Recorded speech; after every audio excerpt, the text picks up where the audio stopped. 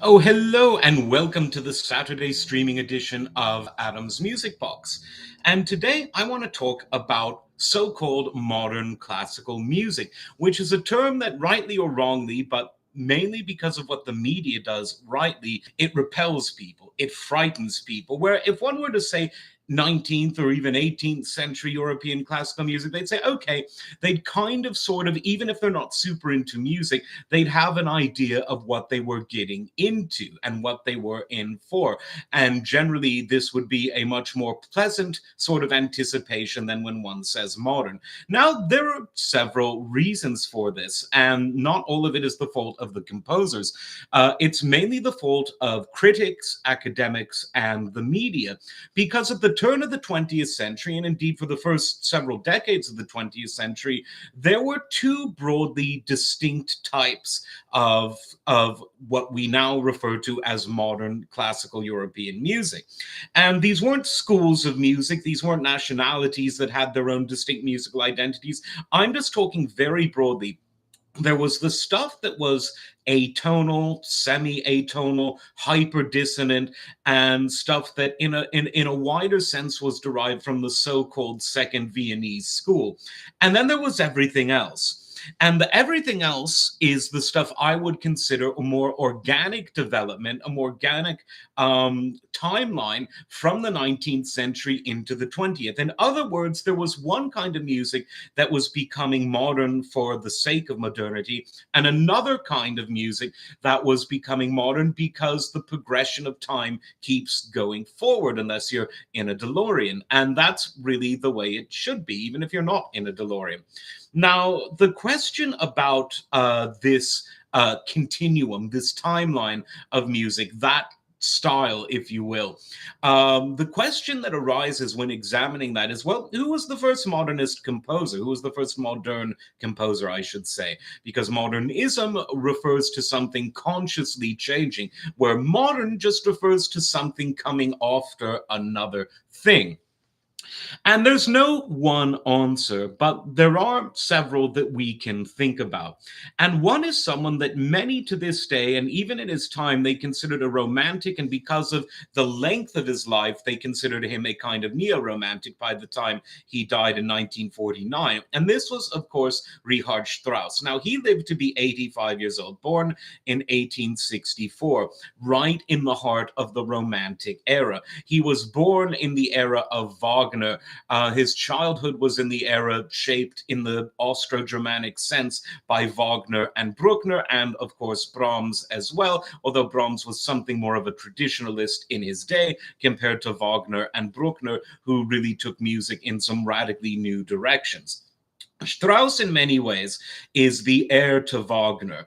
His symphonic poems, his tone poems, are in essence the same type of genre that we have when symphony orchestras play the overtures and the preludes from Wagner operas. Many of them are so sophisticated and developed and beautiful and memorable and loved that they are in many ways symphonic poems in and of themselves. Many conductors, both in Wagner's day and since, have in fact created symphonic syntheses of Wagner operas for that very reason. Wagner's operas are very tone poemable, if you will.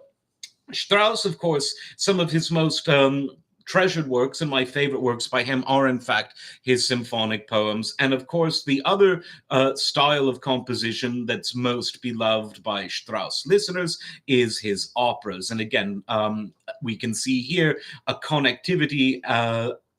A reasonable presumption that he could be referred to as the heir to Wagner. Now, Strauss's music was one part romantic and one part modern. It could be very dissonant. It could have very interesting harmonic clashes. It could have very interesting styles of harmony that weren't particularly well known or well utilized in much of the 19th century. And this includes his late 19th century compositions compositions. In this sense, I think that you could say that Strauss was in many ways the first modern composer, the first proto-modern composer, the bridge between romanticism and modernity. And it's not as though Strauss or anyone around him sat down and said it. It's just that as an incredibly creative composer who happened to live almost equal parts in the 19th and 20th centuries, he was thrust into this position, but he really rose to the occasion. I mean, when you listen to things like Ein Heldenleben, A Hero's Life, or Ein Alpine Symphony, the Alpine Symphony, two of his longest symphonic poems, you can really just, you can feel the modernity washing over you while still being moved to tears, being moved to joy, being moved to so many other variable emotions by the sincere, larger than life romanticism of Richard Strauss. This is true, of course, also in Also Sprach Zarathustra, which had a second life in the 1960s because it was the opening section of Kubrick's 2001: A Space Odyssey. That was this late 19th century symphonic poem by Strauss, was used by Kubrick because, again, romanticism, philosophy, which is taken from Nietzsche, a programmatic piece based on the book by Nietzsche, and the future. And what's more futuristic than space, man?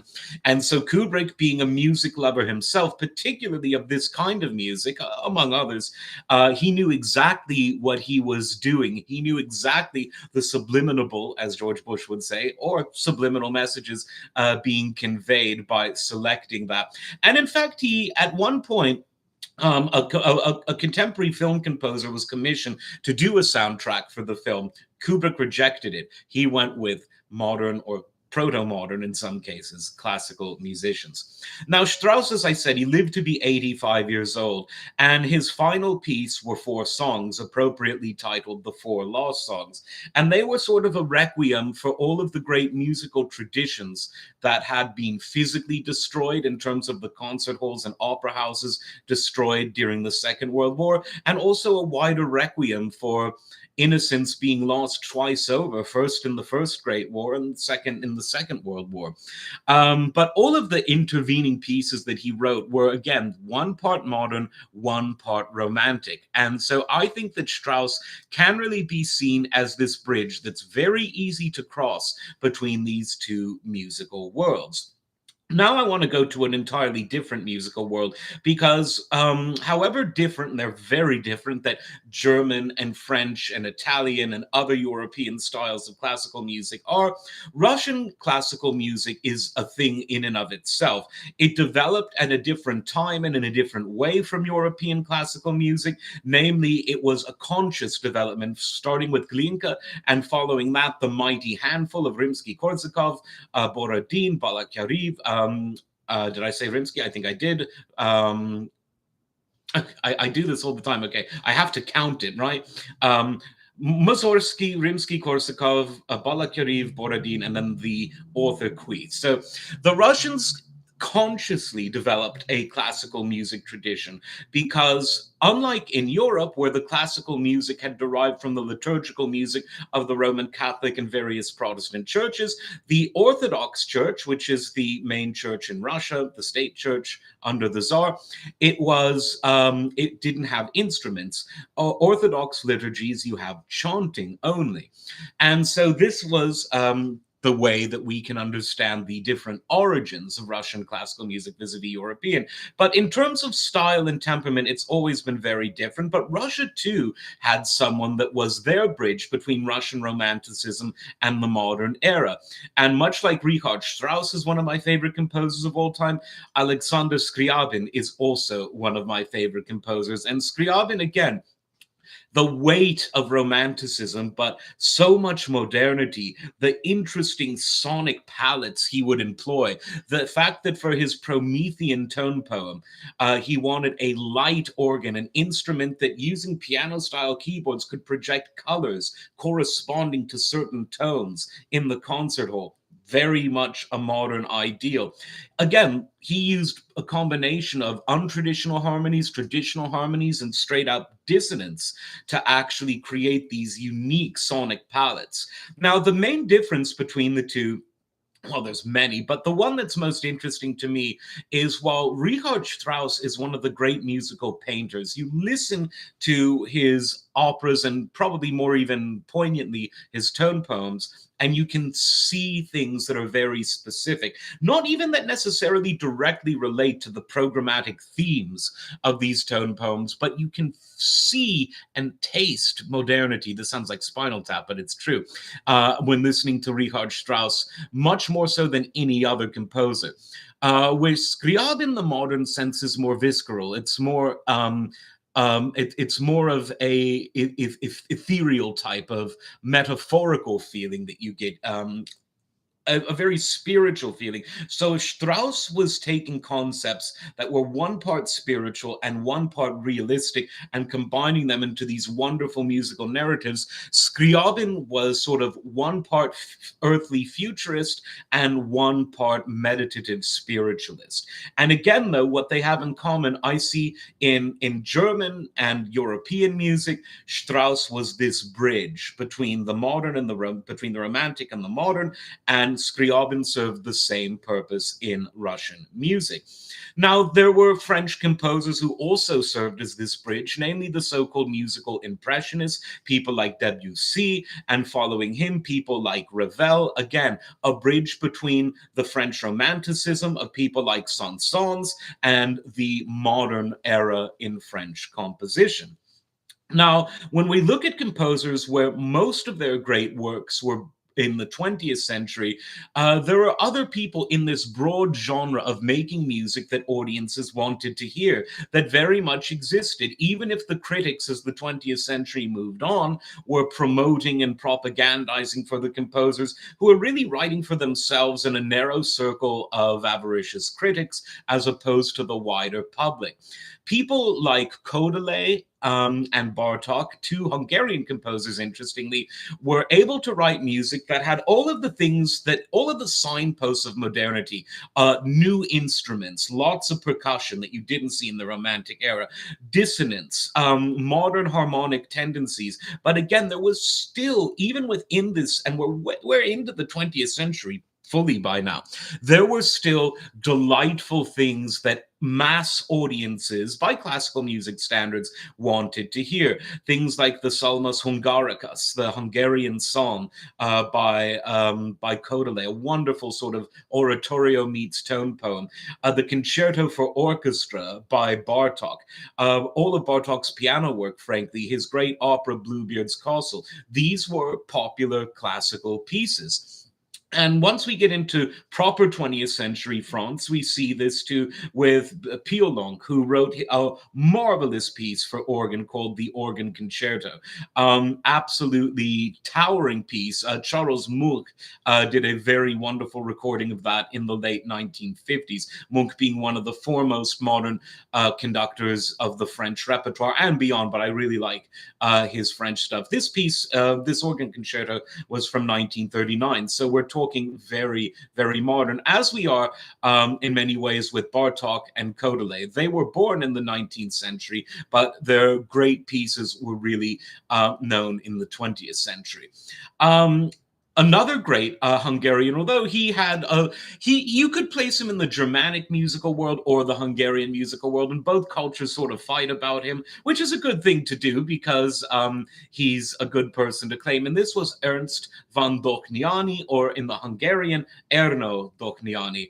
And he was a marvelous composer who was considered by some old-fashioned in the 20th century. Some referred to him as overly romantic, but I think he was, again, one of these composers who was able to be modern and romantic simultaneously. He lived up until the year 1960, and he recorded most of his piano compositions. I really encourage you to listen to him, Ernst or Ernő von Dohnányi.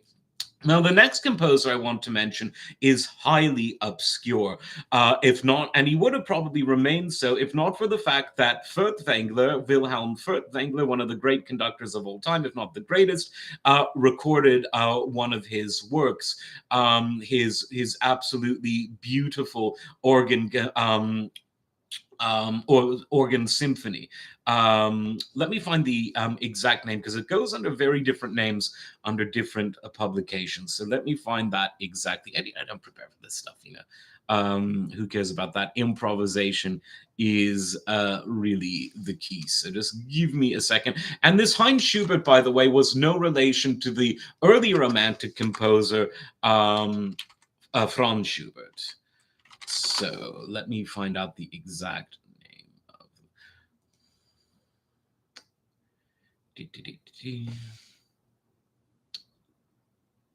Right. The Hymnisch Concert for Solos, Organ, and Orchestra is the title that is the one we ought to use. And that just means the Hymnic Concert for Solos, Organ, and Orchestra. And it is a breathtakingly amazing piece that, thanks to Furtwängler, we have recorded in the 1940s. It is ultra modern, the dissonance, the anger, the angst, but at the same time, the beauty, the soul, the romanticism. And sadly, I think one of the reasons we don't hear more about Heinz Schubert is he died in the Second World War, which, you know, war is hell, war is stupid, war is many things, and sadly, the war claimed his life. But definitely check that out. Heinz Schubert's hymnic concert conducted by the great Furtwängler. Now, Furtwängler himself was one of these composers who was able to be both romantic and modern at the same time.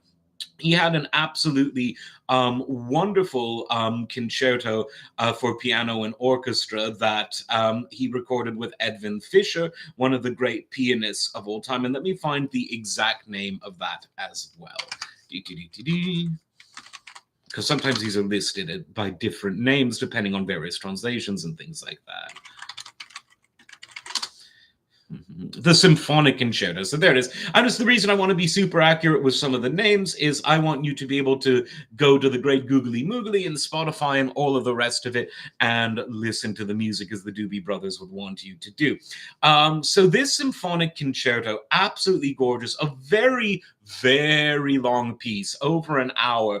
And that's probably the reason more people don't listen to it. But the recording that he did, the only recording he did, although a few others did it later, but quintessential composer as conductor with one of his favorite pianists, Edwin Fischer, you should definitely listen to it. It's absolutely gorgeous. Absolutely gorgeous. And again, a lot of the same angst and romanticism, love and fear, a lot of the same emotions that you get from this Heinz Schubert piece, you get in this Furtwängler piece. Now we go to Armenia for our final composer in this list. And this man was actually born in the 20th century in 1903, the great Aram Khachaturian. Now, Khachaturian was someone who loved to use octatonic chords. The octatonic scale was something that was part and parcel of his composition. So much of the harmonies and chordalities used in Khachaturian are things that you hear in jazz, including avant-garde jazz. He borrowed a lot of melodies from the Caucasus, Armenian culture, and neighboring cultures. And so you get this wonderful, impassioned, folkish, jazzy at times, though without trying to be jazzy, and at the same time romantic sound. You hear it in his Gain ballet and the accompanying suites. Same with Spartacus. You hear it in his concerti, in his overtures. You hear it in his various other suites of music that have been popularized both through him conducting, because he was a wonderful conductor of his own music, and by others like Sviatlanov and so many others who have conducted his music over the years. So definitely check him out. So getting back to the original thesis, if you will, that sounds stupid, of this stream, which is that there are two kinds of modernism. There's the modernism that appealed to audiences and the modernism that doesn't. Now, why is it that the critics will tend to always talk about and write about the totally atonal and dissonant composers, absent of any real melody or narrative musical development? Why will these critics talk about those composers, people like Schoenberg and Berg and Webern, rather than the ones that I mentioned? Well, it has to do with the idea of conscious modernism versus timeline organic modernism. When people set out to do something in art, it rarely has a great appeal to the masses because the masses aren't stupid. They can tell the difference between an organic piece of art and a contrived piece of art, a pompous piece of art, a piece of art that exists to make a point, as opposed to a piece of art that exists because the composer, the whatever other kind of artist couldn't help but bringing it life to it into this world. It goes back to what Michelangelo said, which is sculptors aren't really creating anything. They're just stripping away the excess stone, revealing the sculpture within. And that's true with all great composers, all great artists, frankly. And yet, as critics became more and more arrogant and more political and more anti Christian, more and more opposed to traditional European and even American ways of life, they became increasingly hostile to the notion that classical music could be both elevated in terms of its musical stratification and so called sophistication, while also being something that the masses, that the populace, that the demos could relate to. And unfortunately, these people won.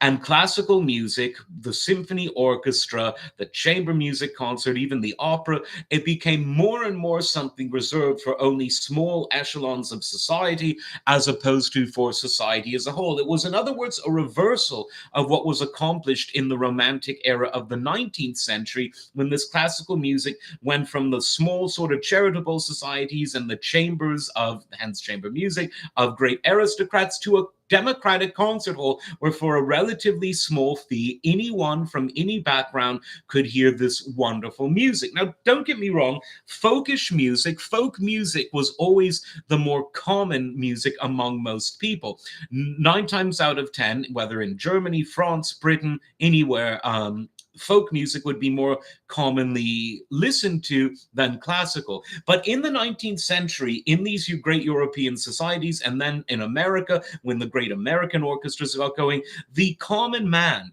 the regular man and woman with a regular background and regular vocations, they were listening to this music. They were buying the sheet music and playing a lot of it on their pianos or on their violins or on their other instruments that they had at home.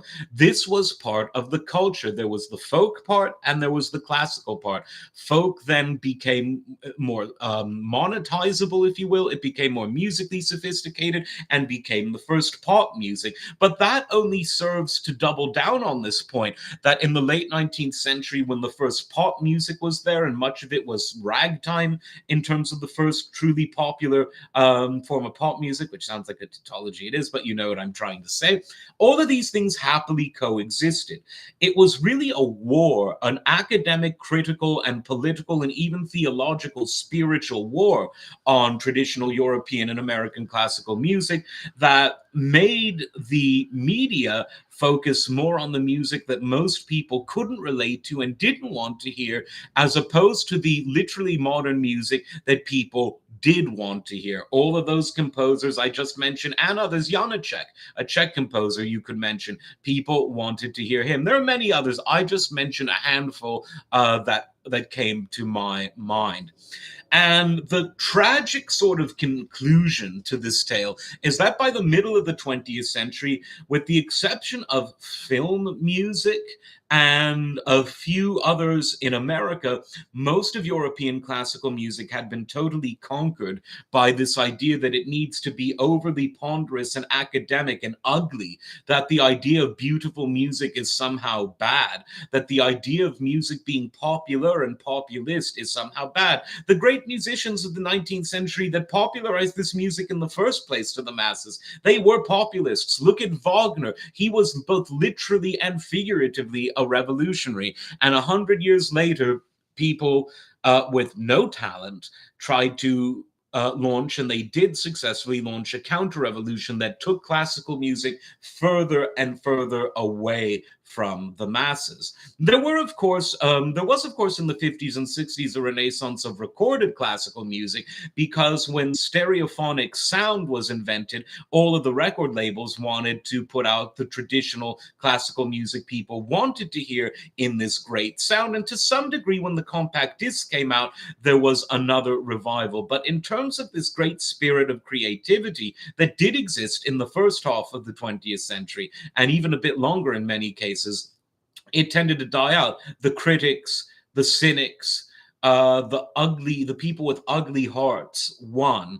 But hopefully, with a small channel like this, and with Spotify, and with other music channels talking about the music that truly is great, we can reverse this trend and get back to people understanding that modern doesn't need to be synonymous with ugly when we talk about classical music. We just need to ignore the critics who think that it does. As always, like, subscribe, and we will see you next time. Take care.